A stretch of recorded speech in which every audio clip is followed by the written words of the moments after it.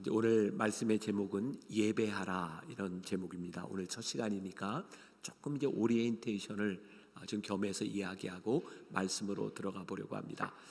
신앙의 기본은 여러 가지가 있을 거예요. 그런데 오늘부터 나누는 네 가지의 주제는 그냥 이렇게 제가 생각할 때 이런 신앙적인 기본을 가지고 살아가면 좋겠다 하는 마음을 나누려고 하고요.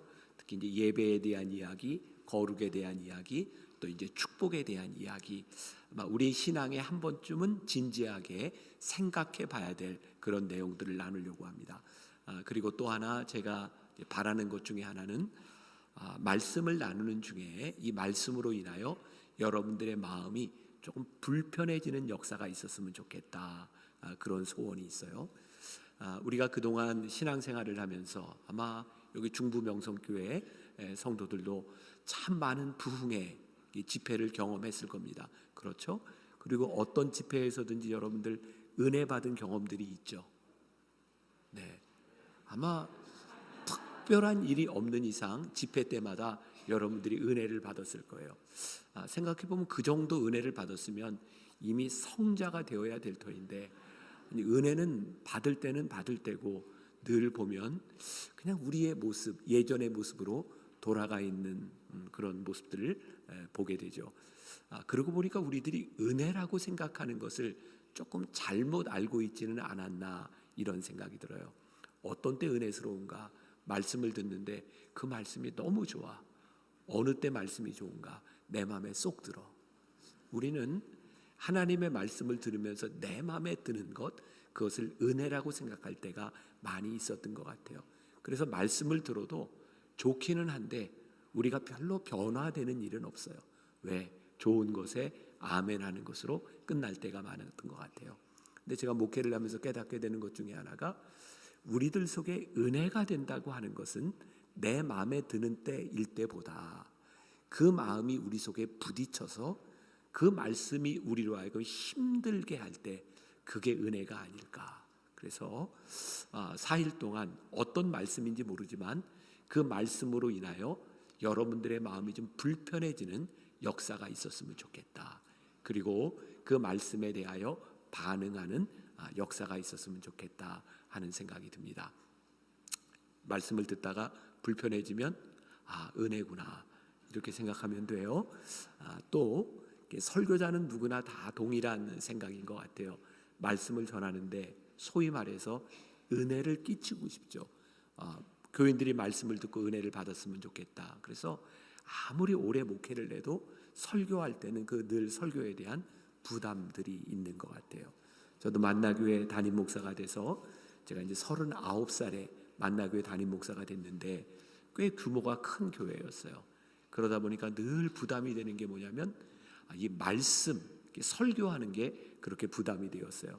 근데 언제부터인가 제 부담이 싹 사라지는 계기가 있었는데, 제가 저희 교회 리모델링을 하면서 강단 양쪽에 아론과 훌방을 만들어서 예배 시간마다 우리 장로님들 부인 이렇게 함께 예배가 끝날 때까지 기도하는 아론과 훌방을 만들었어요. 그때부터 부담이 없어졌어요. 제가 저만 알죠. 설교를 죽 쓴 거. 그러면 제가 설교 죽을 썼을 때 이건 내 책임이 아니라 저 기도한 사람 문제구나. 이제 그런 생각을 하게 되었고, 이번 중부 명성교회에는 제가 부담이 하나도 없는 게, 한 번도 이렇게 저를 이렇게 따라와 보지 않았던 우리 교회 중보기도팀이 오늘 11명이 와서 예배 시작하기 전에 30분 동안 기도하고 여기에 지금 예배에 참석하고 있어요. 내가 설교에 죽을 쓰면 우리 중보기도 팀들이 기도를 잘 못했구나, 저는 이렇게 생각하면 될 것 같아서 마음이 편해요. 우리 중보기도 팀 손 들어봐요. 저 뒤에 있네. 네, 책임지세요. 네. 자, 고맙습니다. 나는 충청도 사람들이 센스가 없는 줄 알았더니 센스 있게 박수도 치고, 네, 충청도 다시 봤어요. 제가 목회를 시작한 지 얼마 안 됐을 텐데, 제가 사실은 충청도에서 담임 목회를 시작할 그런 기회들이 좀 있었어요. 그런데 그게 참 어그러져서 제가 이제 분당에서 이렇게 목회를 하게 되었는데 어떤 분이 그런 얘기를 하더라고요. 충청도에서 목회를 하려면 교인들에게 3번은 물어봐야 된다 그러더라고요. 그래서 이제 어느 날 목사님이 이제 아침 이렇게 식사를 하는데 때마침 식사 시간에 교인이 이렇게 방문을 했대요. 그래서 아유 아침 식사 같이 하시죠. 그랬더니 먹었어요. 이렇게 얘기를 하더래요. 그때 묻고 끝나면 목회가 안 된대요. 한 번 더 물어봐야 된대요. 아유 그래도 좀 드시죠. 그러면 괜찮아요. 괜찮은지 알고 거기서 끝나면 목회가 안 된대요. 3번은 물어봐야 된대요. 그래도 좀 드세요. 그러면 그럼 먹어볼까요? 그리고 먹는 게 충청도 사람이다. 제가 그 얘기 들으면서 나는 충청도에서 목회 안 하기 잘했다 그런 생각을 했는데 여러분들하고 저하고 어떻게 맞을지 모르겠지만 말씀 안에서 하나가 되면 좋겠습니다. 자, 오늘 이제 예배하라 이런 제목으로 말씀을 나누는데 여러분들은 예배를 뭐라고 정의를 하세요? 모든 일에 우리들이 어떤 정의, 어떤 데피니션을 가지느냐에 따라 우리의 삶이 많이 달라지게 되죠. 여러분들이 예배를 어떻게 정의하느냐에 따라 이 예배를 드리는 우리들의 태도도 다르게 되어 있어요. 저는 예배를 이렇게 정의합니다. 이 예배 시간을 통하여 내 생각이 하나님의 생각으로 바뀌어지는 것, 그것이 예배다. 저는 그렇게 정의를 하는 거예요. 만일 우리들이 예배를 드리는데 이 예배를 드리고 나서도 우리들이 가지고 있었던 기존의 생각과 바뀌지 않고 우리들이 돌아간다면 우리는 예배를 드리지만 예배에 성공한 사람이 될 수는 없는 것 같아요. 그래서 우리들이 예배를 드릴 때마다 그런 기도가 우리들에게 필요한 거죠.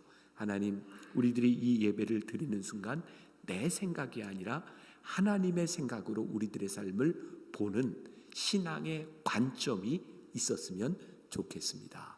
그리고 제가 생각할 때 우리가 예배를 드리고 예배의 성공자들이 되기 시작할 때 우리들의 삶에 나타나는 큰 변화가 있다.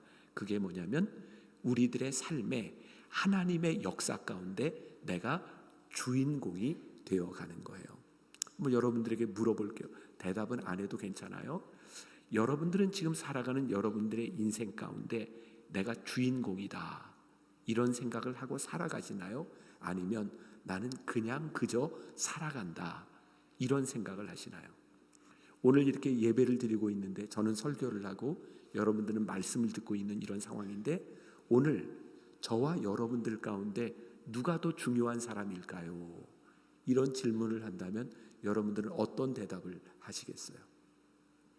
저는 제가 여러분들보다 훨씬 더 중요한 사람이라고 생각합니다. 왜냐하면 제가 오늘 이 시간에 하나님 앞에 쓰임받는 순간이기 때문에 저는 여러분들보다 훨씬 더 귀한 사람이다. 동의하세요? 안 하세요? 여기에 동의하시면 안 돼요. 저는 그렇게 생각하지만 오늘 말씀을 듣고 있는 여러분들은 하나님의 계획 가운데 하나님이 나를 여기에 부르셔서 말씀을 듣게 하신다. 오늘 여기에 많은 사람들이 있지만 이 시간의 주인공은 나다 라고 하는 주인공 의식이 생기도록 만드는 것이 나는 예배라고 생각하거든요. 우리들의 삶에는 우리가 이해할 수 없는 일들이 참 많습니다.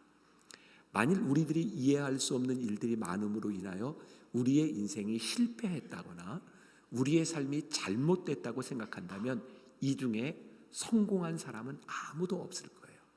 한번 생각해 보세요. 여러분들의 삶이 여러분들의 계획대로 되었다면 오늘 이 자리에 앉아 있을 사람이 누가 있겠는가? 어쩌면 지금까지 살아오는 동안 여러분들의 삶이 여러분들의 마음대로 되지 않은 것 때문에 이 자리에 앉아 있는 사람이 훨씬 더 많을 거예요. 그러면 내 인생이 내 마음대로 안 됐기 때문에 실패한 것이 아니라 내 인생이 내 마음대로 안 됐기 때문에 하나님의 인도하심 가운데 있다. 이것을 고백할 수 있는 사람이라면 여러분들의 삶이 얼마나 복된 삶이겠는가. 여기 보니까 이제 젊은이들이 이렇게 많이 있는데 지금 젊은이들의 제일 큰 관심은 좋은 남자와 좋은 여자를 만나는 거죠. 그래 안 그래? 별로 관심이 없나? 그러면 여러분들이 좋은 남자와 좋은 여자를 이렇게 만나고 싶은데 야 저 사람은 내가 결혼해야 되겠다, 저건 내 짝이다, 이렇게 생각하고 딱 대시를 했을 때 그게 다 되는가? 안 되잖아. 충청, 미안해 여러분, 충청도인데 내가 잘 모르고 내가 분당의 반응을 내가 생각했어요. 속으로는 뭔가 생각을 하고 있을 거예요. 이게 이제 제 경험이에요. 다행히 오늘 제 아내가 여기 같이 안 왔는데, 지금 살고 있는 제 아내가 저에게 첫사랑일까요? 아닐까요? 아니 속으로만 얘기하더니 왜 제 아내가 없으니까 하는 얘기인데, 제가 아내하고 결혼하기 전에 저도 사귀던 여자가 있었어요. 근데 잘 안 됐으니까 제가 지금 제 아내하고 결혼을 했겠죠. 제가 아내하고 결혼하면서 그런 생각을 했어요. 내가 전에 사귀던 여자와 잘 됐더라면 참 큰일 날 뻔했다. 왜냐하면 제가 지금의 아내를 만나지 못했을 테니까. 근데 그때는 그게 그렇게 힘들었던 것 같아요. 근데 우리들의 삶이요, 내 마음대로 안 되기 때문에 내 인생이 잘못되는 것이 아니라 하나님은 우리들의 삶에 하나님의 계획을 가지고 계신 분. 그래서 우리들이 그 믿음을 가지고 살아갈 때에 우리들의 삶이 내 마음대로 되지 않을 때 우리들의 삶에 묘한 기대감이 생겨요. 하나님이 왜 일을 틀어지게 하셨지? 하나님이 왜 내 마음대로 이 일이 안 되게 하셨지? 왜? 하나님은 내 계획보다 훨씬 더 크신 분이기 때문에 우리들이 예배 가운데서 우리를 인도하시는 하나님을 우리들이 고백하게 될 때 이 예배는 우리들에게 소망을 주는 시간이 되는 거죠. 그러니까 예배가 우리 신앙인들에게 있어서 얼마나 중요한 일인지 몰라요. 여러분들, 제가 여러분들과 중부 명성교회와 집회 약속을 하고 몇 년 만에 오는지 모르시죠? 제가 중부 명성교회 집회 오기로 한 지 5년 만에 제가 오는 겁니다. 잘 모르시는구나. 사실은 2020년도에 제가 그 2년 전인가 2020년도에 집회 오기로 약속을 해놓고 코로나 때문에 못 오고 계속 밀려서 지금 5년 만에 여기 오게 된 거예요. 그러니까 여러분들, 지금 우리가 만난 게 보통 만남이 아니에요. 그리고 하나님이 왜 5년 전에 못 오고 지금 오게 하셨을까? 5년 전에 제가 여기 왔으면 여기 없었을 사람도 있잖아요.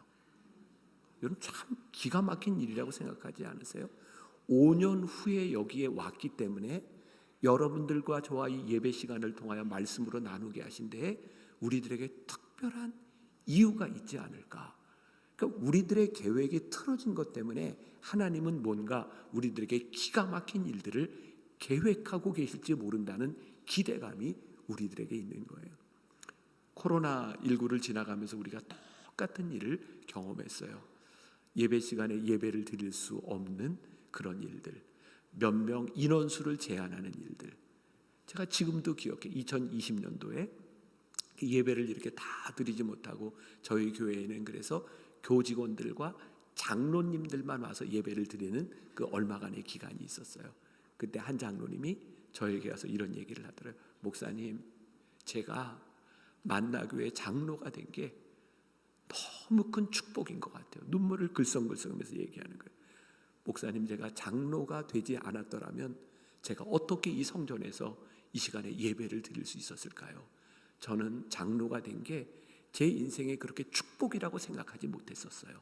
그런데 예배를 드릴 수 있는 것만으로도 저에게 너무 큰 축복이에요. 그리고 장로님이 눈물을 글썽글썽이는데, 이 예배가 우리들에게 얼마나 귀한 것이고 우리가 코로나를 벌써 다 잊어버렸을지 몰라요. 오늘 이 시간 우리들이 하나님 앞에 예배할 수 있는 이 순간이 우리들에게 얼마나 귀한 시간인가. 하나님께서 우리를 어떻게 바꾸어 가실까, 그 기대로 우리들이 이 말씀을 함께 나누는 시간이 되었으면 좋겠다. 제가 수년 전에 숭실대학에서 체프를 인도할 때였어요. 그러니까 몇 번 이제 체프를 이렇게 인도하는데 그 교목 목사님이 저에게 와서 계속 미안하다고 이야기를 하는 거예요. 목사님 이렇게 초청한 이 날이 중간고사 바로 시작하기 전주라 학생들이 예배드리는 태도가 굉장히 좋지 않을 겁니다. 물론 이게 의무로 이제 들어오는 거기 때문에 다 들어오기는 하는데 학생들이 채플 시간에 딴짓을 하거나 졸고 있을 아이들이 많을 겁니다. 그렇게 이야기를 하더라고요. 그래서 제가 이렇게 말씀을 전하려고 이렇게 딱 서 있는데 정말 한 3분의 1 정도는 그냥 앉아서 자요.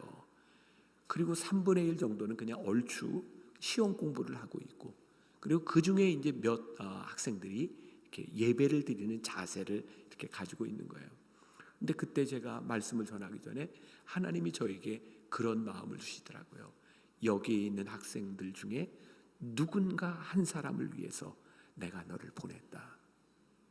그래서 말씀을 전할 때 제가 이렇게 서서 설교를 하는데 정말 졸고 있는 학생이나 딴짓을 하고 있는 학생을 보면 설교가 안 될 것 같았어요. 그래서 자세가 좋은 학생 하나를 끝까지 바라보고 설교를 다 마쳤어요. 그리고 이제 제가 그날 차를 타고 끝나자마자 속초에 이랜드 직원들 수련회를 인도하러 이제 가고 있었어요. 근데 차 안에서 제가 전화를 한 통 받았는데 그 이랜드 사목 목사님이 나에게 하는 이야기가 요번에 속초에 있는 직원들은 대개 이랜드 직원들이 크리스찬 비율이 굉장히 많은데 이랜드 리테일이라고 이제 그 마트 여기서 일하는 직원들은 주의를 잘 지키지 못할 뿐만 아니라 크리스찬들이 많지 않다고 목사님 그렇게 알고 오시라. 그게 제가 그날 하루는 그냥 내내 정말 설교할 수 없는 분위기에서 이렇게 설교를 하게 된 거예요. 근데 그때도 하나님이 똑같은 마음을 주셨어요. 내가 너를 여기에 보낸 것은 누군가 한 사람을 위해서 너를 보냈다. 그래서 그 마음을 가지고 말씀을 전했어요. 설교를 마치고 숙소로 들어가려고 하는데 어떤 여자 청년이 저를 보자는 거예요. 그 늦은 시간에. 그래서 제가 그래 여기 이야기를 하라고. 그래서 이제 제 방 앞에서 이렇게 이제 이야기를 하는데 방 앞에서 막 눈물을 흘리는 거예요. 목사님, 제가 작년 이맘때 여기에 혼자 자살하려고 바닷가에 왔었습니다. 그런데 오늘 하나님께서 저를 위해 말씀을 주셨어요. 저에게 그게 얼마나 감격적인 순간이었는지 몰라요. 그렇구나.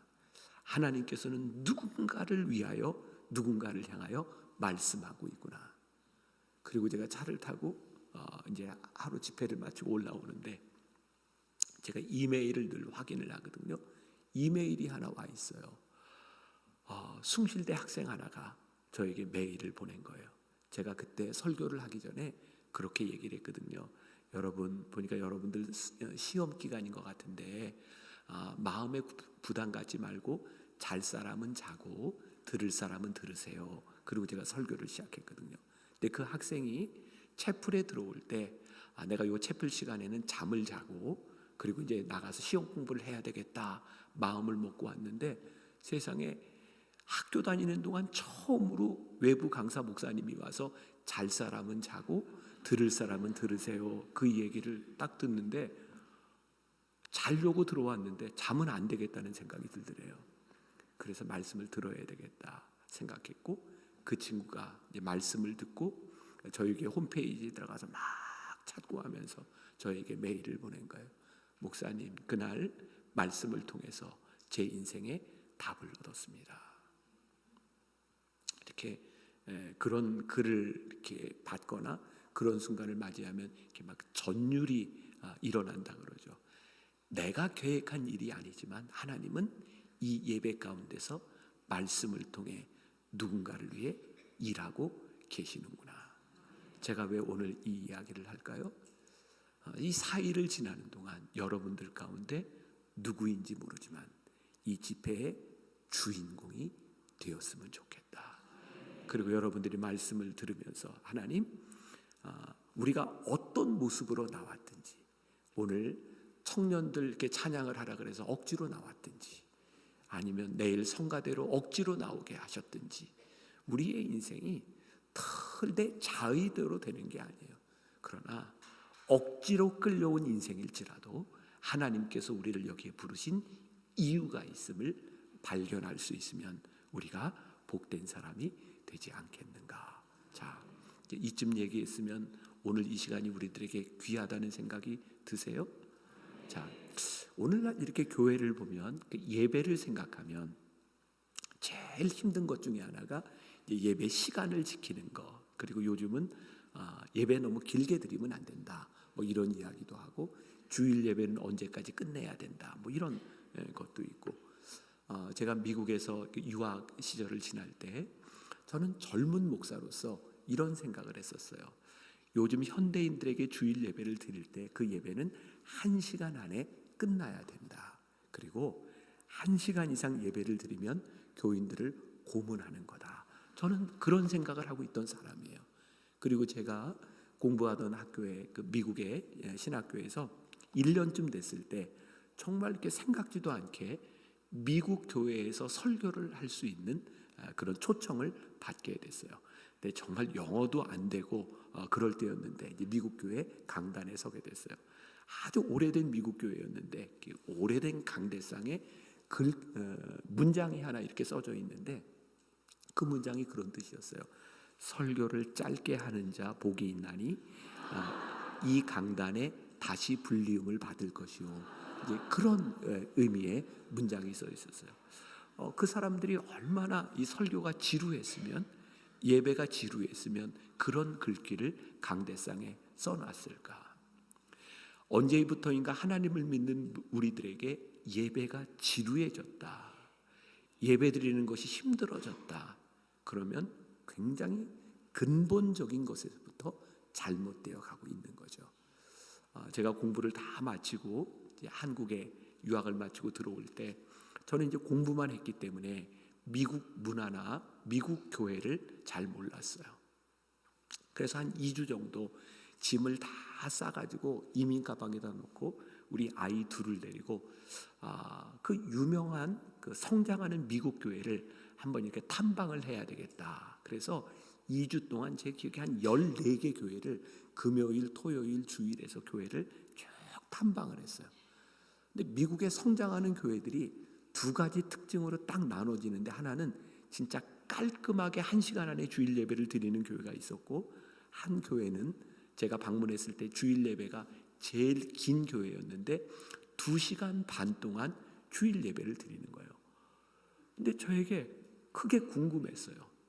나는 현대인들이 1시간 예배를 견디는 게 힘들다고 생각했는데 저렇게 2시간 반 동안 예배를 드리면서도 꽉꽉 차서 찬양을 하고 설교를 듣는 저 교회는 무엇인가. 그때부터 저는 예배에 대한 궁금증이 일어나기 시작했어요. 어떻게 예배를 드려야 되는가, 무엇이 예배인가. 그러면서 저는 만나교회 목회를 하면서 저에게 이렇게 꿈이 생기기 시작했어요. 철저하게 예배를 준비를 하기는 하지만 이 예배 가운데 성령님이 역사하실 때 성령님의 역사에 순종하는 그런 예배를 드리고 싶다. 예배 시간을 정해놨지만 성령님께서 역사하실 때 이 시간을 넘어설 수 있는 그런 예배를 드리고 싶다.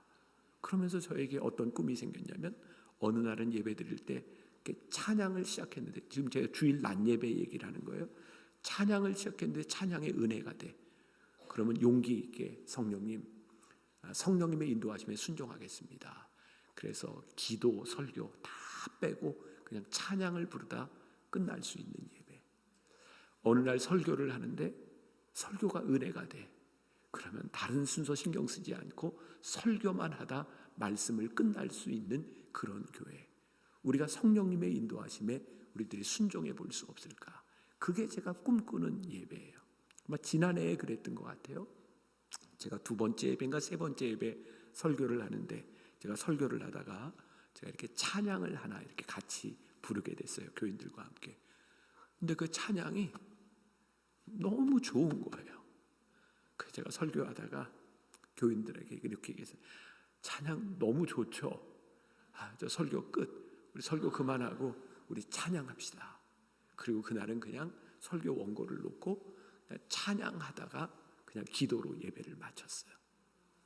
너무 좋은 거예요. 우리가 불성실함 때문이 아니라 내가 열심히 준비했을지라도 성령님께서 우리를 인도하시는 예배에 우리가 순종할 준비가 되어 있는가. 그래서 올 초에 여기 이제 우리 교인들도 이제 여기 중보기도팀 와 있지만 올 한해 우리 교회 주제는 성령 안에서거든요. 첫 7주 동안 성령님에 대하여 설교해야 되겠다. 그러면서 한 달 전부터 교인들에게 광고를 했어요. 이번 7주 동안 시리즈에는 제가 성령님에 대한 말씀을 그냥 전하려고 합니다. 그래서 교회 순서를 좀 주일 예배 순서를 좀 빼고 제가 설교만 한 50분쯤 하려고 생각하니까 그렇게 각오들 하고 나오세요. 그래서 첫 7주 동안 제가 지금까지 만나교회 목회를 하면서 한 번도 해보지 않았던 주일 설교를 50분씩 7주를 했어요. 저는 교인들이 못 견디게 힘들 줄 알았어요. 그런데 내가 힘들더라고요. 그 설교 50분 몇 번 예배하는 게 그렇게 힘들 줄 몰랐어요. 그런데 저는 너무 좋았어요. 우리들의 계획이 아니라 하나님께서 우리들에게 마음을 주실 때 순종할 수 있는 그런 예배. 그러니까 저는 예배가 하나님께서 우리들에게 어떻게 역사하실지 우리들의 삶을 주인공으로 이끄실 뿐만 아니라 예배자의 삶에 이유가 있는 삶을 살게 하시는 것을 우리들이 발견하게 되는 것. 그래서 저는 이런 표현을 쓰고 싶어요. 예배에 성공하는 사람은 우리들의 삶에 이유가 있음을 알고 살아가는 사람들이에요. 예배를 마치고 나가는 우리들의 일상 가운데 하나님이 인도하시는 그 삶에 이유가 있는 것을 보게 되는 것. 저는 목회자니까 목회 현장에서 이제 깨닫게 되는 것들이 있죠. 제가 만나교회 목회를 하면서 이렇게 몸이 많이 아팠던 적이 있어요. 그래서 이제 설교를 하다가 이렇게 응급실에 가서 치료를 받고 설교를 제대로 하지 못하던, 그래서 몇 달 동안 설교를 하지 못하고 제주에 가서 이렇게 요양하던 때가 있었어요. 어떤 장로님이 이렇게 그 펜션에서 저를 이렇게 잘 이렇게 돌봐주셨어요. 마지막 날 제가 떠나오는데 그 장로님이 저를 이렇게 공항까지 차로 이렇게 데려다 주면서 나이가 많은 그 장로님이 눈물을 뚝뚝뚝뚝 흘리는 거예요. 그럼 저에게 이렇게 얘기를 해요. 목사님 왜 아팠는지 아세요? 난 왜 아팠는지는 생각을 안 해봤는데 그분이 저한테 목사님 저 때문에 목사님 아팠어요. 제가 제주에 가서 그분 처음 만난 분이거든요. 근데 자기 때문에 아팠대요. 그 왜 그러냐고 그랬더니 목사님 우리 집에서 쉬는 동안 하나님께서 제 신앙의 문제를 해결해 주시고 저를 바꿔주셨어요. 자기 때문에 저를 보냈다는 거예요. 제가 그 소리를 듣는데 그렇구나. 나는 아파도 그냥 아픈 게 아니구나. 나는 아파도 이유가 있는 사람이구나. 그 장로님이 재산을 다 정리하고 지금 미얀마에 선교사로 나가 있어요. 우리가 예배자의 삶을 사는 사람들은 우리들이 어떤 일을 당하든지 하나님은 우리들의 삶에 이유가 있음을 깨닫게 하시는 거죠. 그러니까 우리들이 예배의 성공자가 된다, 우리가 예배자가 된다고 하는 것은 우리들의 삶을 얼마나 능력 있게 만들어주는 일인지 몰라요. 서론이 너무 길다. 한 30분 서론을 얘기했는데 예배가 얼마나 우리들에게 중요한가. 본문 속으로 한번 들어가 봅시다. 오늘 이 본문을 통해서 하나님이 받으시는 예배와 받지 않으시는 예배가 있는 것을 우리들이 보게 돼요. 창세기 4장 3절부터 5절까지 말씀에 세월이 지난 후에 가인은 땅의 소산으로 제물을 삼아 여호와께 드렸고, 가인의 직업은 농부였던 거예요. 아벨은 자기도 양의 첫 새끼와 그 기름으로 드렸더니 여호와께서 아벨과 그의 제물은 받으셨으나 아벨은 양을 치는 사람이었어요. 가인과 그의 제물을 받지 아니하신지라 가인이 몹시 분하여 안색이 변하니. 지금 여기에 나와 있는 말씀은 제사라고 표현이 되어 있지만 하나님이 인간을 창조하신 후에 처음으로 예배를 드렸던 예배의 모습을 보여주고 있는데, 오늘 말씀에 보니까 가인의 예배는 하나님이 받지 않으셨고 아벨의 예배만 받으셨다. 지금은 형제로 이야기를 하고 있지만 오늘 우리들이 예배를 드리는 우리의 예배를 하나님이 받으시는 예배도 있고 받지 않으시는 예배도 있다. 우리가 그렇게 이해해도 좋을 것 같아요. 그러면 중요한 게 뭐예요? 어떤 예배는 하나님이 받으시고 어떤 예배는 하나님이 왜 받지 않으시는가? 성경 어디에도 하나님께서 둘 중 한 사람의 제물만 받으시겠다 이런 표현은 없어요. 결국 중요한 것은 뭐냐면 어떤 예배자가 어떤 예배를 드리느냐에 따라 하나님이 받으실 수도 있고 받지 않으실 수도 있다는 거죠. 우리가 많이 들어본 얘기일 거예요. 가인은 농사를 짓는 사람이었고 그는 그의 소산의 일부를 하나님께 드렸어요. 그런데 아벨은 양을 치는 사람이었고 양을 하나님께 드렸는데 어떤 양을 드렸죠? 첫 새끼를 드렸다. 무엇을 유추할 수 있어요? 가인은 그의 소산 중에 그냥 일부를 갖다 드렸을 뿐이고 아벨은 그의 첫 양 무리 중에 첫 새끼를 구별하여 드렸다. 저는 이 말씀을 묵상하면서 그런 생각을 해요. 이 둘의 차이가 있다면 딱 한 가지다. 구별된 것과 구별되지 않은 것.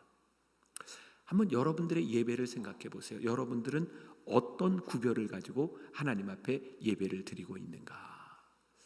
하나님께서 우리를 구별하셨다면 하나님은 우리들로부터 하나님이 구별되기를 원하시는 분이시죠.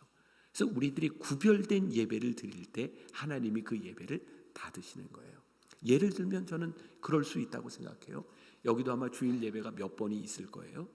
저희 교회도 토요 예배부터 시작해서 여러 번의 예배를 드립니다. 제가 예배를 그렇게 여러 번 드리는 이유 가운데 하나는 교인들의 편의를 제공하기 위해서 교인들이 좀 편리하게 예배를 드렸으면 좋겠다. 그런 마음으로 예배를 여러 번 드리지만 제 마음에는 이런 생각이 있어요.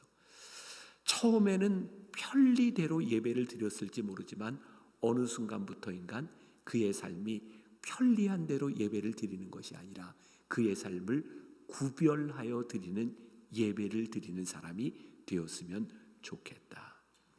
예수를 처음 믿는 사람들에게 구별됨을 우리들이 요구할 수 없어요. 왜? 그들은 아직 자격이 되지 않아요.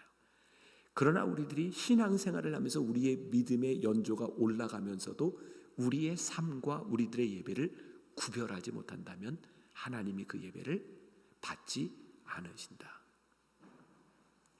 아주 작은 거지만 저는 이런 구별을 좀 하려고 노력합니다. 저는 이제 목회를 하다 보니까 교인들이 이렇게 뭐 양복을 선물로 해줄 때도 있고 넥타이를 선물로 해줄 때도 있고 구두를 사줄 때도 있고 그래요. 사실 제가 지금 입고 걸치고 있는 것 중에 제가 산 건 하나도 없는 것 같아요. 그런데 저는 지키는 게 있어요. 누가 넥타이를 사주든 첫 번째 넥타이는 주일부터 매요.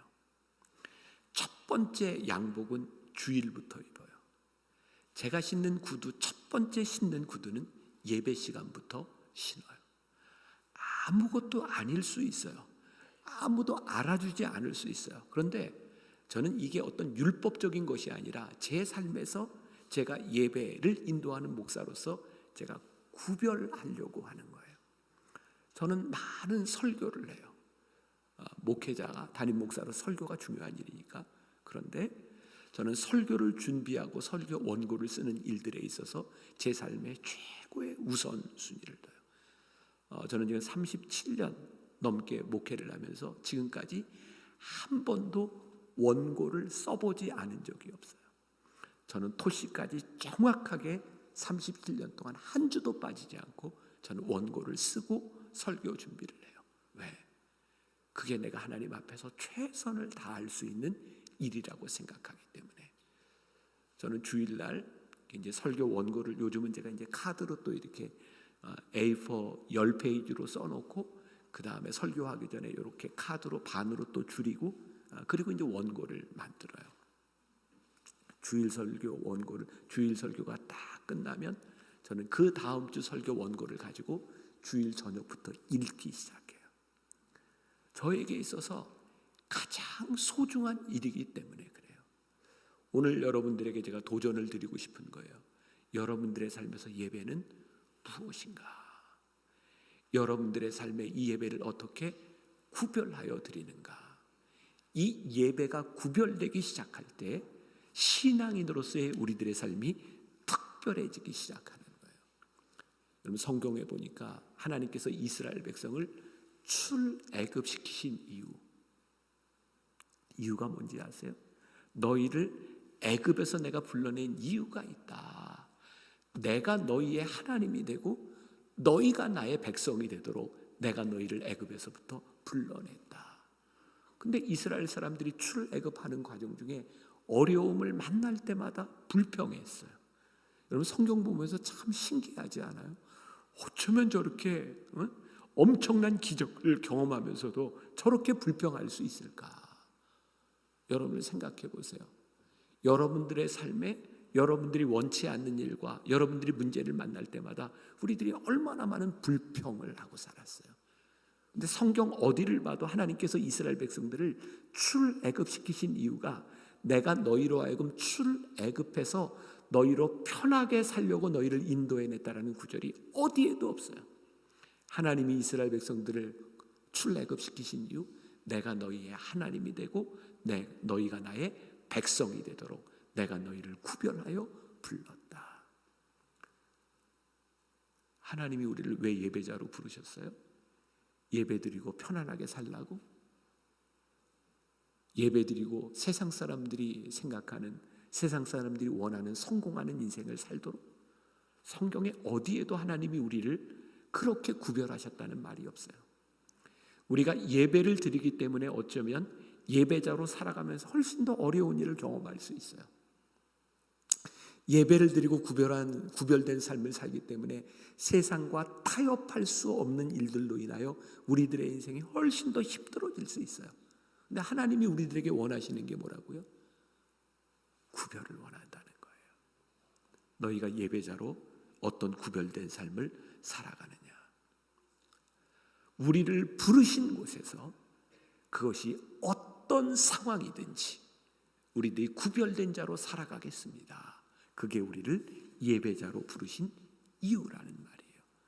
그러니까 예배자는, 우리가 예배에 성공한다고 하는 것은, 예배의 삶을 산다고 하는 것은 우리를 거룩하게 만드는 일이어야 되는 거예요. 자, 그러면 무엇이 거룩일까요? 여러분, 잘못하면 우리들이 거룩이라고 생각하는 것이 우리를 굉장히 율법적으로 만들 수도 있고, 우리들이 생각하는 거룩함으로 인하여 자기 의로 가득한 바리새인과 같은 사람을 만들 수도 있어요. 의는 우리들이 하나님 앞에 섰을 때에 우리들이 무엇을 구별하느냐에 대한 문제이지, 내 의를 내세우는 그것이 우리들에게 거룩이 아니에요. 우리가 잘 알고 있는 다니엘서 1장 8절에 보면 이런 말씀이 있어요. 다니엘은 뜻을 정하여 왕의 음식과 그가 마시는 포도주로 자기를 더럽히지 아니하리라 하고 자기를 더럽히지 아니하도록 환관장에게 구하니. 다니엘이 뜻을 정했다. 그리고 뜻을 정해서 자기를 더럽히지 아니하도록 그는 결심했다. 우리들이 구별된다고 하는 것은 아주 명확한 구분이 있는 거예요. 그게 뭐냐면 우리들의 삶을 구별하기 시작할 때 해야 될 일과 하지 말아야 될 일이 명확해지는 거예요. 내가 이제 시선이 자꾸 우리 젊은 청년들한테 간다.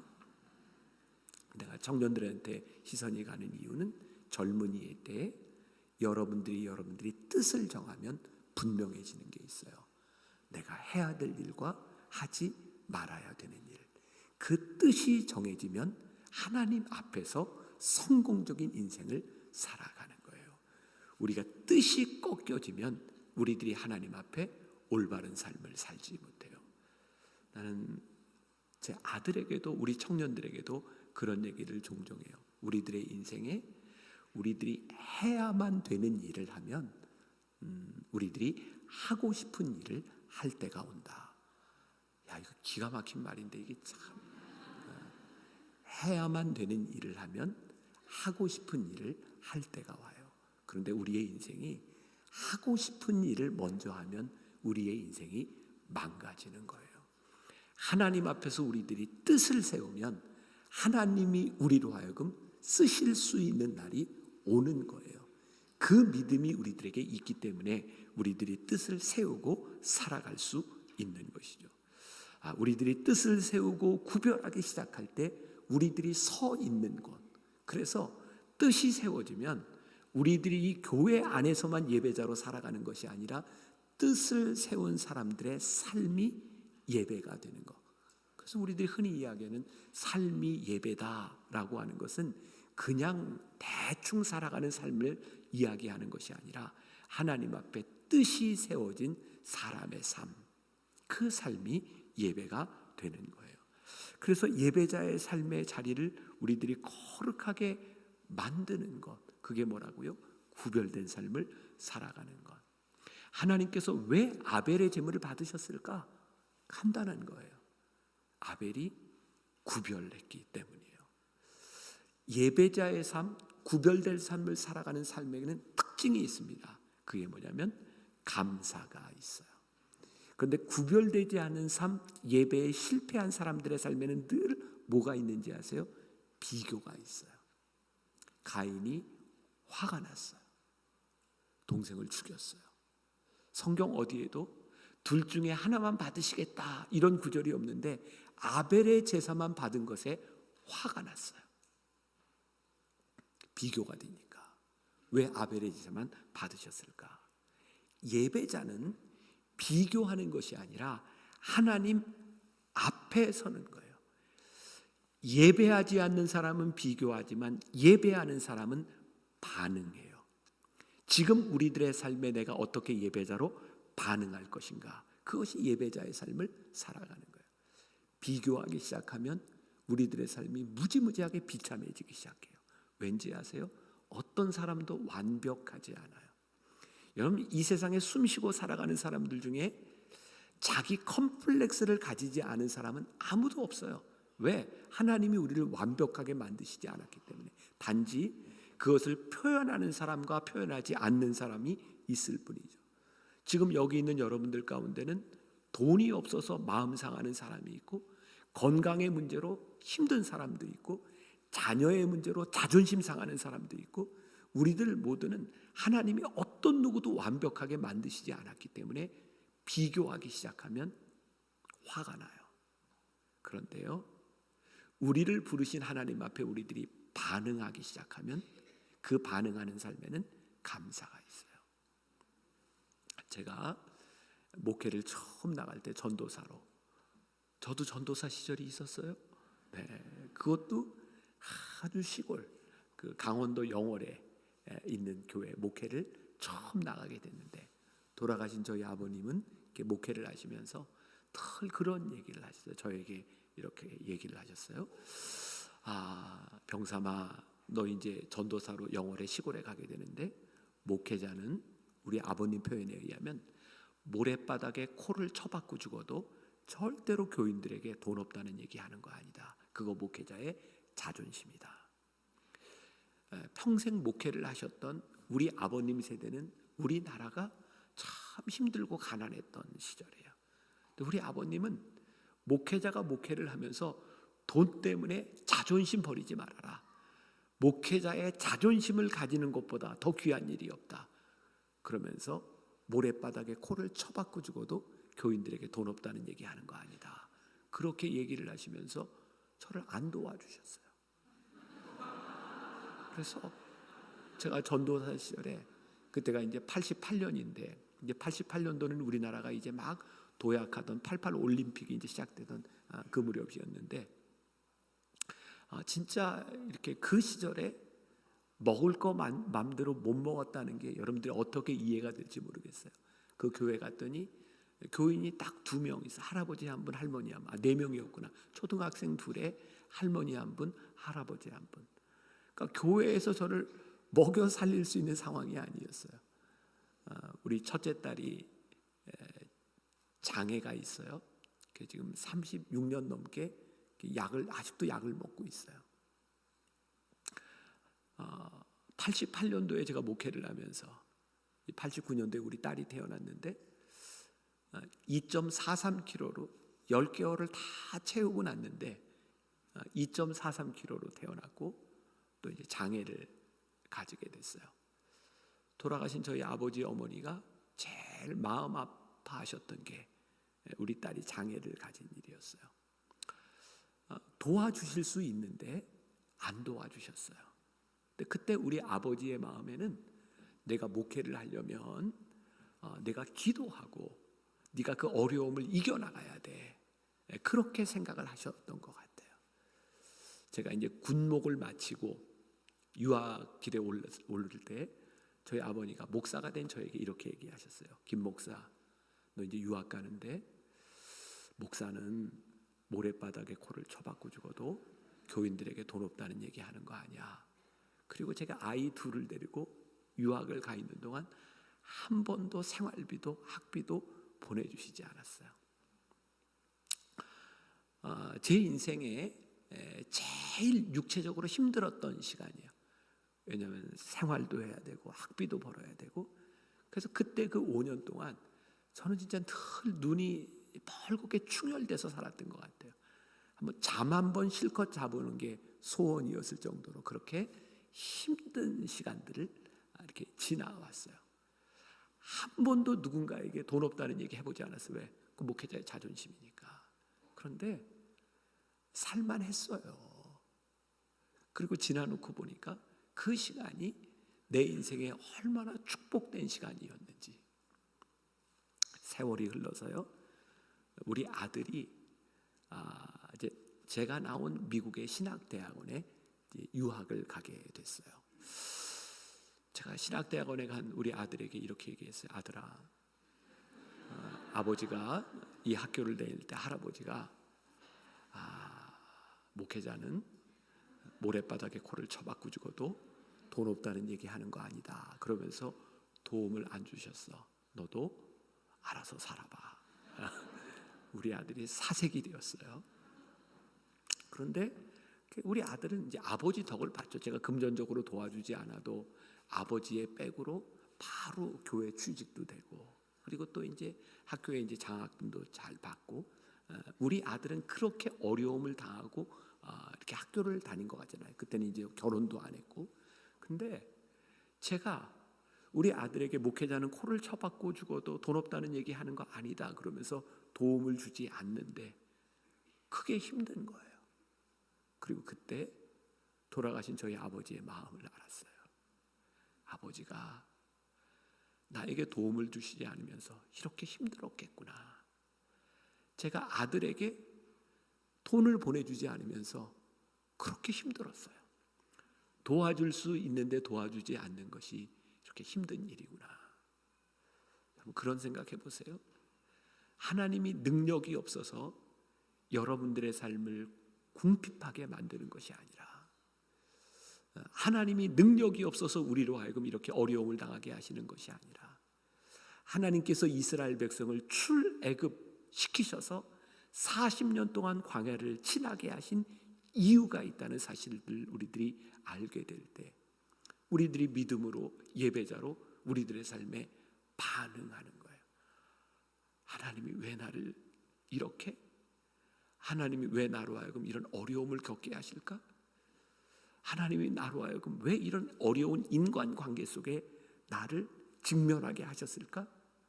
그때 우리들이 믿음으로 반응하는 거예요. 비교하거나 우리 누군가를 시샘하거나 분노하는 것이 아니라 우리들이 예배자로 살아갈 때 우리는 우리들의 삶에 일어나고 있는 모든 일들에 대하여 우리들이 반응하게 되는 거예요. 전 우리 아버지가 그렇게 좋은 아버지가 아니셨어요. 왜냐하면 좋은 목회자셨거든요. 좋은 목회자는 절대 좋은 아버지 아니에요. 우리 애들도요. 한 번은 제 아내가 우리 아들 딸 이렇게 그런 얘기를 했대요. 아빠 점수를 좀 매겨보자. 저 없는데. 그래서 목사로서의 아버지, 그리고 아버지로서의 아버지. 근데 우리 애들 둘 다 목회자로서의 아버지한테는 A를 줬고요. 아버지로서의 아버지는 다 D하고 F를 줬어요. 저 그렇게 좋은 아버지가 못 돼요. 근데 하나님께서 우리 아이들을 지켜주셨고 우리 아이들이 아버지를 아버지로 생각할 수 있었던 것은 제가 목회자였기 때문에 그래요. 우리 아버지를 생각하면 그래요. 아버지는 참 참 좋은 목회자셨어요. 저희 아버지가 제가 전도사로 나갈 때, 군목으로 나갈 때, 유학을 갈 때 또 한마디를 하셨어요. 모래바닥에 코를 쳐박고 그거 말고 이렇게 얘기를 하셨어요. 험한 파도라야 유능한 선장을 만든다. 영국의 속담이에요. 험한 파도라야 유능한 선장을 만든다. 그래서 안 도와주셨어요. 근데 지나놓고 보니까 이게 은혜였구나. 오늘 하나님께서 여러분들에게 무엇을 말씀하고 무엇을 경험하게 하시는지 예배자로서 우리들이 서보는 것 중요하다. 또 한 가지 중요한 게 있어요. 우리들이 예배를 드릴 때 우리의 태도와 우리들이 하나님 앞에 우리들이 예물을 드릴 때 그 예물과 우리의 헌신이 절대로 뇌물이 되지 말아야 한다. 뇌물은 뭐예요? 무언가 보상을 바랄 때 뇌물이 되는 거예요. 우리들이 하나님께 헌금을 드리고 우리들이 헌신할 때 투자하는 마음으로 드린다? 하나님이 100배를 갚아주실 거야? 30배, 60배, 100배로 거두게 하실 거야? 난 그거 진정한 예배 아니라고 생각해요. 예배는 우리들이 어떤 보험을 드는 심정으로, 투자하는 심정으로, 보상으로 우리들이 드리는 것이 아니라 우리들이 예배하는 것, 그게 우리들에게 기쁨이 될 때 우리들이 진짜 예배를 드리게 되는 거예요. 뭐 이런 예도 좋을 것 같아요. 제가 이제 군목 이제 훈련을 받고 제가 이제 전방에 이렇게 배치를 받게 됐는데 같이 훈련 받았던 신부님하고 그 다음에 법사님하고 목사님 둘하고 저하고까지 해서 5명이 저기 파주에 있는 25사단에 배치가 됐어요. 그런데 사단에 법사와 신부는 딱 한 사람씩 있으니까 그냥 사단에 근무를 하면 되는데 그 당시에 목회자는 한 사단에 4명이나 됐어요. 그리고 각 연대에 배치를 받는데 사단 참모 목사님이 여기 가시오 이렇게 배치를 해주면 참 좋았을 텐데 사단 참모 목사님이 우리들한테 다 같이 부대를 이렇게 돌아보고 의논해서 결정하세요. 그래서 부대를 이렇게 돌아보게 되었어요. 근데 한 부대는 뭐 군대 얘기라 좀 이렇게 잘 못 알아들을 분도 있겠지만 이렇게 포대라 그래서 군인들과 이렇게 군인 가족들이 다 모여 있는 곳에 교회가 하나 있어서 그 부대는 전방이지만 교인이 많은 교회였어요. 또 한 부대는 전방 저기 철책 안에 들어가 있는 부대가 있었고 또 한 부대는 철책 밖으로 나와 있어서 서울하고 가까운 부대 거기에 교회가 있었어요. 이 세 교회를 목사님 셋이 이렇게 결정을 해야 되는 거예요. 여러분들 생각하기에 어떤 교회가 좋은 교회일까요? 어떤 부대가 좋은 교회일까요? 목사의 입장에서 보면 교인이 많은 교회. 또 군인의 입장에서 볼 때도 서울이 가까운 교회. 제일 나쁜 데는 어디예요? 전방 철책 안에 있는 부대예요. 목사님 셋이 결정을 해야 되는데 아무도 얘기를 안 하더라고요. 그 중에 한 목사님이 손을 들고 이렇게 얘기를 했어요. 내가 전방으로 갑니다. 그게 누구였을까요? 저였어요. 제가요, 내가 전방으로 들어갑니다. 이렇게 얘기를 하면서 제가 마음이 어땠을까요? 저 스스로 멋있다고 생각해요. 멋있잖아요. 내가 전방 갑니다. 그렇게 얘기하는 게. 근데 제가 그냥 그렇게 얘기한 게 아니라 상황을 보니까 거기에 이제 제가 군목을 놨는데 한 분은 제 학교 1년 선배 목사님이었고 한 분은 사모님이 몸이 많이 아파서 병원을 이렇게 계속 다녀야 되는 분이에요. 아무리 봐도 제가 전방에 들어갈 것 같아요. 그래서 억지로 들어가느니 멋있게 내가 전방 들어갑니다. 그리고 제일 나이가 어린 제가 정리를 했어요. 목사님은 저기 포대에 가고 목사님은 서울 가까운 후방에 가고 그렇게 가세요. 그리고 제가 기꺼이 전방에 들어갔어요. 그런데요, 한 열흘쯤 지났는데 그 부대 상황을 다 모르잖아요. 열흘쯤 지났는데 어떤 부대 명령이 떨어졌냐면 부대가 6개월 1년 단위로 전방과 후방이 이렇게 교체가 되는데 제가 들어간 지 열흘 만에 저희 부대가 후방으로 나오게 된 거예요.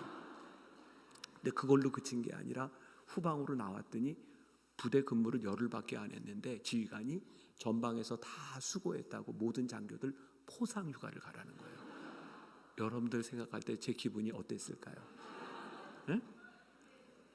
이런 때는 째진다 이런 표현을 쓸 수 있을 것 같아요. 좋았어요. 그런데 만일 제가 전방에서 계속해서 근무했더라면 저는 기분이 어땠을까요? 저는 역시 괜찮았어요. 왜냐하면 내가 가야 될 일이잖아요.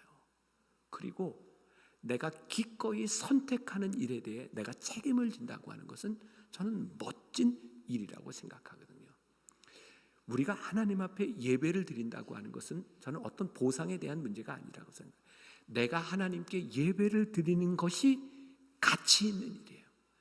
내가 하나님께 예배를 드리고 예배자로 살아가는 일이 가치 있는 일이에요. 그런데 때로 하나님께서 우리들에게 예상치 못했던 복을 주실 때가 있어요. 그러니까 여러분, 복은 우리들이 꼭 받아야 되는 게 아니에요. 아멘. 복은 우리가 꼭 받아야 되는 게 아니에요. 아멘. 복은 하나님이 우리들에게 보너스로 주시는 거예요. 그래서 복을 받으면 감사한 거예요. 그런데 만일 우리들이 복을 받는 게 우리의 예배의 목적이 되어버리면 복을 받지 못했을 때 감사가 없어요. 그런데 우리의 목적이 복이 아니라 예배자로서 살아가는 것이 우리들의 삶의 목적이 되면 지금 우리들의 삶에서 일어나는 일들, 우리들이 결단한 일들에 대하여 우리들이 감사할 수 있는 거예요. 진정한 예배자는 상황에 따라 감사가 일어나는 것이 아니라 지금 예배자로 살아가는데 우리들의 삶에 감사가 있는 거예요. 돌아가신 저희 아버님이 우리 사남매를 키우면서 제가 우리 아버님이 참 좋은 목회자였다 생각하는 게 늘 이런 얘기를 하셨어요. 감사해라, 감사해라. 늘 감사하라고 얘기를 하셨어요. 오늘 여러분들에게 굉장히 중요한 영적인 도전이 될 것 같아요. 감사하세요. 감사하세요. 우리들에게 어떤 일이 일어나고 있는 것이 아니라 오늘 우리들의 삶에 우리들이 감사할 수 있는 것. 누구 때문에 우리들의 인생이 실패했다고 생각하지 마세요. 우리들의 삶에 화가 나는 이유들이 대부분 어떤 일들이에요? 내가 원하는 일들이 이루어지지 않고 내가 원하는 것만큼 채워지지 않았을 때 화가 나요. 여러분, 지금 여러분들의 삶에 화가 나고 불만이 있다는 것은 하나님 때문이 아니에요. 여러분들이 원하는 것이 채워지지 않은 것 때문에 화가 나는 거예요. 우리들이 하나님 앞에 어떤 예배자로 서서 우리들이 그 삶에 우리들이 어떤 반응을 하는가, 그것은 우리들의 삶을 바꾸어 놓는 이유가 되는 거예요. 오늘 말씀, 아이고 큰일 났다. 이거 언제 다 하냐. 조금 제가 정리를 해볼게요. 자, 본문 7절 말씀을 좀 보겠습니다. 7절. 자, 굉장히 오늘 이 문맥하고 잘 맞아 들어가지 않는 엉뚱한 이야기가 7절에 나옵니다. 지금 재물을 받느냐 안 받느냐 지금 이런 얘기가 나오고 있는데 7절에 우리 같이 한번 한 목소리로 봅시다. 7절. 자, 시작. 내가 선을 행하면 어찌 낯을 들지 못하겠느냐? 선을 행하지 아니하면 죄가 문에 엎드려 있느니라. 죄가 너를 원하나 너는 죄를 다스릴지니라. 지금 가인의 재물을 받지 않으시고 가인이 화가 나 있는 상황 가운데서 뜬금없이 7절에 내가 선을 행하면 어찌 낯을 들지 못하겠느냐? 내가 선을 행하지 않았다. 내가 선을 행하지 않았기 때문에 지금 이런 재물을 드리고 있는 것이 아니냐라고 지금 말씀하고 있는 거예요. 예배에 실패하는 많은 사람들이 핑계를 대요. 누구 때문에? 비교하기도 해요. 그런데 오늘 말씀을 보면 내가 선을 행하지 않았기 때문에, 영어 성경에 보면 right thing이라는 말은 옳은 일을 내가 행하지 않았기 때문에 네가 오늘 지금과 같은 예배를 드리고 있다. 예배의 성공의 여부는 지금 우리들이 여기 앉아 있는 것으로 결정이 나는 것이 아니라 우리들이 어떤 예배자의 삶을 살았느냐에 따라 우리들의 예배가 결정되는 거예요. 오늘 우리들이 이 예배당에 오기 전에 우리들이 어떻게 선한 일과 옳은 일을 행했느냐에 따라 오늘 우리들의 예배가 결정이 되는 거예요. 저는 저희 교회에서 이렇게 설교할 때 가끔 그런 이야기를 해요. 이제 교회에 보면 대부분 이렇게 앞에 이렇게 십자가가 여기는 없군요. 네, 이제 십자가가 걸려 있는 경우가 많이 있죠.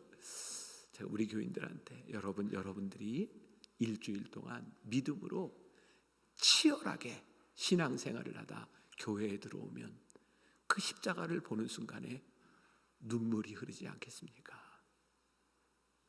이 예배당에 들어올 때 우리가 믿음으로 싸웠던 우리들의 삶의 흔적이 있을 때 이 예배당에 들어올 때 우리가 감격스럽지 않겠습니까?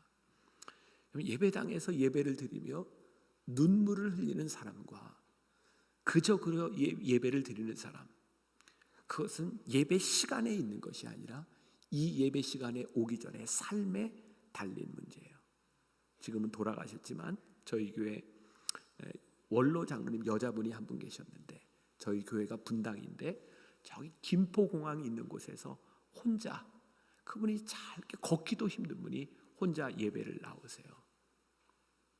교회까지 오려면 지하철을 타고 버스를 2번 갈아타고 2시간 정도가 걸려요. 근데 그분이 혼자 교회를 나오시는 거예요. 예배를 마치고 나면 그분이 늘 이렇게 이제 말도 이제 그때는 막 더듬고 몸이 이렇게 떨릴 때였는데 제 손을 붙잡고 늘 그렇게 목사님 은혜 받았어요. 제가 그 장로님 손을 붙들고 그렇게 얘기를 했어요. 장로님의 예배가 어떻게 은혜스럽지 않을 수 있어요? 다른 사람들은 그냥 예배 시간 맞춰서 허겁지겁 들어올 때 장로님은 2시간 차를 타고 와서 예배 드리고 또 2시간을 가야 되는 그 시간들이 장로님에게 어떻게 은혜스럽지 않겠어요? 우리가 오늘 여기에서 똑같이 예배를 드리고 있지만 어떻게 우리의 예배가 똑같겠어요? 말씀으로 살아내려고 애쓴 사람들, 그 사람들이 드리는 예배와 그냥 뛰어나와서 허겁지겁 예배를 드리는 사람의 예배가 어떻게 같을 수 있겠는가? 우리들의 삶에서 하나님 앞에 구별된 올바른 삶을 살아가는, 내 기질대로 내 마음대로 살아가는 것이 아니라 우리들이 구별된 삶을 살아가는 사람들의 예배와 그렇지 않은 사람들의 예배가 어떻게 같을 수 있겠는가? 그래서 진정한 예배자에게는 삶의 흔적이 있어요. 여러분들에게 그런 도전을 좀 드리고 싶어요. 여러분들은 예수를 믿는 사람, 예배자로서 여러분들의 삶에 어떤 흔적을 가지고 살아가는가? 전 다른 표현으로 얘기하면 상처예요. 내가 예수님을 잘 믿기 때문에 내 인생에서 예수님 때문에 손해본 흔적. 여러분 예수 믿으면서 우리들에게 진짜 좋은 간증이 뭔지 아세요? 저는 예수 믿고 우리들이 병 낫고, 예수 믿고 우리들이 돈 많이 벌고, 예수 믿고 우리 자식들이 좋은 학교 가고 좋은 직장 간 그 간증보다 사실은 예수 잘 믿으려고 우리들의 삶에 나타난 상처가 저는 훨씬 더 귀한 일이라고 생각합니다. 예수 믿고 축복받는 건 누구나 할 수 있잖아요. 그런데 우리들이 올바른 예배자로 살아가기 위해서 내 삶에 상처가 있다면 그 얼마나 귀한 일이겠는가. 여러분들에게 그런 도전 줍니다. 예배자로서 여러분들의 상처, 사도 바울이 이야기했던 내 몸에 그리스도의 흔적을 지녔노라. 사도 바울의 몸에 그리스도의 흔적이 뭐였을까요? 사도 바울은 예수 믿는 것 때문에 매를 많이 맞았어요. 돌에 맞기도 했어요. 그의 마음에, 그의 몸에 상처가 있었을 거예요. 그는 그 상처를 볼 때마다 내가 그리스도의 흔적을 지녔노라. 여러분들이 예수 믿는 것 때문에 여러분들이 정말 바보처럼 손해봤던 그 흔적은 무엇이겠는가? 제가 오늘 낮 예배 시간에도 우리 교인들한테 그런 얘기했고, 제가 어제 결혼 주례를 하면서 제가 신랑 신부한테 그런 얘기해서, 제가 매번 결혼 주례 때 하는 이야기가 있는데, 이번엔 내가 주례사보다 우리 신랑 신부에게 꼭 하고 싶은 이야기가 있는데, 둘이 신혼여행 가서 손 꼭 붙잡고 폭삭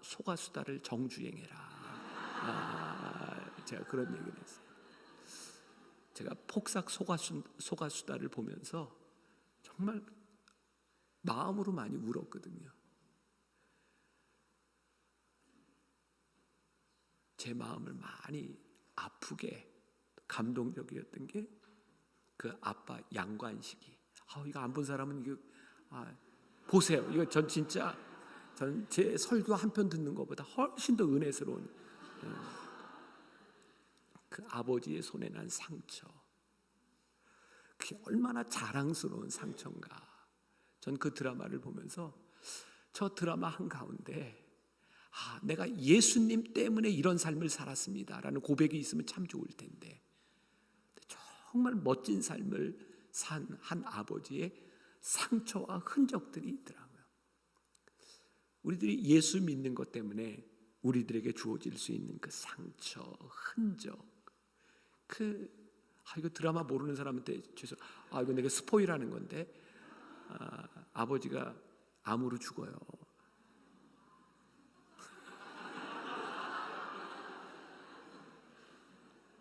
근데 그 죽음 앞에서 아내와 아들과 딸이 흘리는 눈물이 그게 너무 감동스러운 거예요. 저는 그런 꿈을 꾸거든요. 저도 죽을 거예요. 그죠? 여러분들 중에 혹시 난 죽어도 안 죽는다 한번 손 들어봐. 다 죽을 거죠. 제가 꾸는 꿈은 저도 이제 죽으면 제 영정사진이 있을 건데 우리 교인들이 제 영정사진 앞에 와서 우리 목사님 그리고 눈물을 흘릴 수 있으면 나는 잘 산 사람이다. 내가 교인들에게 목사님으로 기억될 수 있는 것보다 더 복된 일이 어디 있을까? 저에게는 내가 달려갈 길을 끝까지 잘 달려가야 되겠다. 여러분들의 삶에 흔적을 남길 수 있는 예배자로서 살아온 여러분들의 삶에 상처와 흔적이 있을 수 있는 것은 우리들에게 가장 큰 축복이다. 아픔의 흔적, 그게 여러분들에게 간증이 되기를 간절히 소원합니다. 몇 시까지 가야 되지? 지금 끝날 때 거의 다 됐죠. 오래 하면 내일 안 올 것 같아. 그래서 이제 to be continue 이렇게 내일 이어서 어쨌든 4번의 주제를 여러분들과 함께 다루게 될 거고요. 이제 한 가지 글만 좀 읽어드리고 말씀을 마치려고 합니다. 혹시 이제 따스한 성령님 찬양이 될까요? 따스한 성령님 마음으로 보내 될까요? 미리 얘기를 안 해서 반주 돼요? 그럼 내가 말씀 잠깐 마치고 같이 찬양할 테니까 준비해 주세요. 이야기 하나 읽어드릴게요. 한 시골교회 주일 저녁 예배, 이날은 교사 헌신 예배로 드리게 되었다. 살짝 떨리는 목소리, 홍조를 띤 얼굴 앞에서 사회를 보시는 부장 장로님의 긴장한 모습이 역력하다. 여러 순서를 어렵게 인도하시던 장로님은 담임 목사님의 설교 순서가 다가오고 있음에 약간의 안도를 느꼈다. 성도님들과 함께 본문 말씀을 봉독하고 나서 설교하실 담임 목사님을 소개할 차례.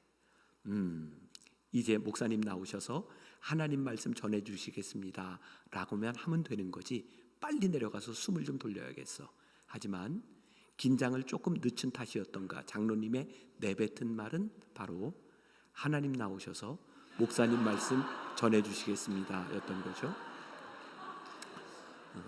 키득키득 웃음소리가 들리는 중에 단에 오르신 재치 만점 목사님 말 하나님 나오셨습니다. 이내 교회는 웃음바다가 되었고 덕분에 모두의 마음이 열려 최고의 헌신 예배가 되었다. 어떤 목사님의 수필이었어요. 제가 이 글을 읽으면서 그런 생각을 했어요.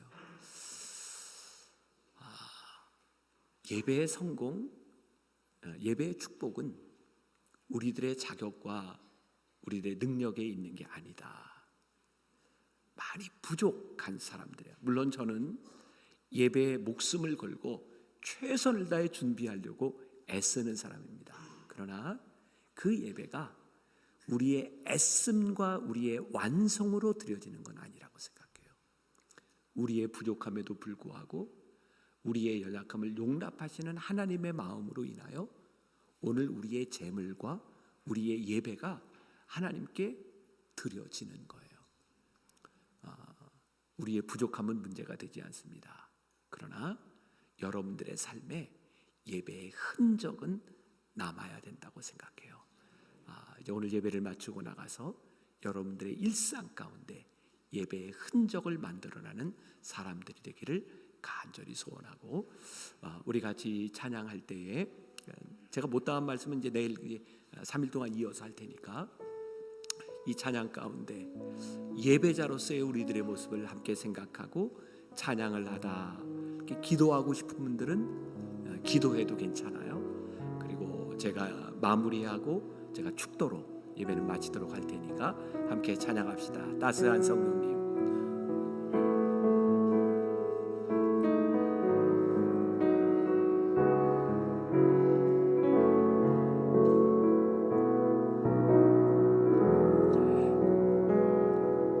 따스한 성령님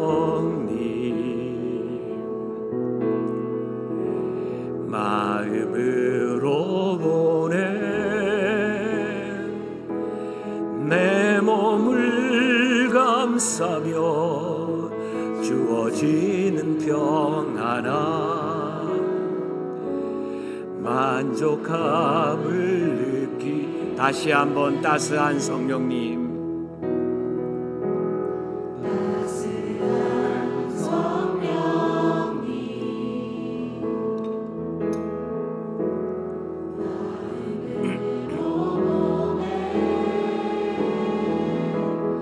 내 몸을 감싸며 주어지는 평안함 만족함을 느끼네. 곳에서 나는 예배하네. 어떤 상황에도 나는 예배하네. 신 곳에서 나는 예배하네. 어떤 상황에도 나는 예배하네. 내가 걸어갈 때 일이 되고 살아갈 때 삶이 되니 이곳에서 우리의 삶 한가운데서 우리들이 예배합니다. 주님을 예배합니다. 지금 우리들이 걸어가는 삶의 한가운데서 우리가 예배자가 되기를 원합니다. 주님, 성령님 우리의 마음을 감싸 안으시며 우리 가운데 역사하시기를 간절히 소원합니다. 주님, 우리 가운데 역사하여 주옵소서. 예도 나는 예배하네. 주님, 우리 사랑하는 성도들의 삶에 어떤 상황이 주님 때때로 마음 아픈 상황을 맞이하고 있는 성도들 가운데도 주님 함께하여 주옵시고, 주님 우리들이 처한 이 상황 가운데서 우리들이 예배하겠습니다. 어떠한 상황에도 우리들이 예배하는 사람이 되겠습니다. 주님, 주님 우리를 붙잡아 주옵소서. 주님 이들의 삶 가운데 상처와 흔적이 있는 예배자가 되기를 원합니다. 주님 우리 가운데 함께 하셔서 예배합니다. 주님 우리 가운데 역사하소서. 주님 예배. 내가 걸어갈 때 내가 걸어갈 때 길이 되고 살아갈 때 삶 그곳에서 예배하네. 내가 걸어갈 때 길이 되고 살아갈 때 삶이 되네. 그곳에서 예배하네. 그 신 곳에서 나는 예배하네.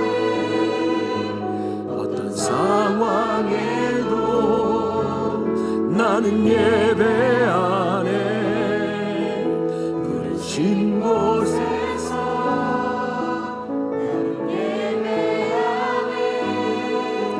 어떤 상황에도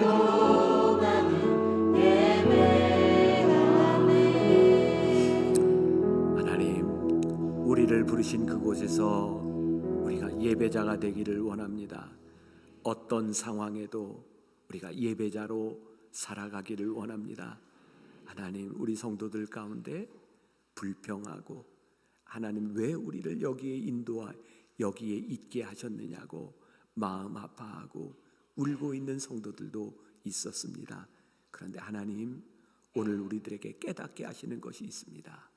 내가 서 있는 그 자리에 내가 예배자로 살아갈 수 없겠니?